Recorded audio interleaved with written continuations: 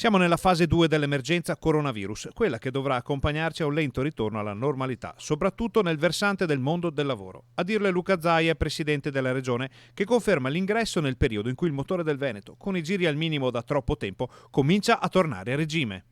È innegabile che siamo arrivati alla fase 2, ci siamo a pieno, nel senso che la ripartenza in parte sta già avvenendo, in virtù del fatto che ci sono delle aziende autorizzate con i codici Ateco e altre aziende che hanno, in virtù delle deroghe e dei silenzi assensi con la prefettura, comunque stanno operando.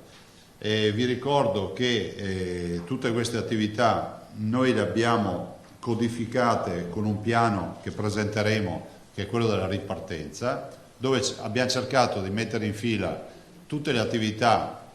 di tutela dei lavoratori, degli operatori.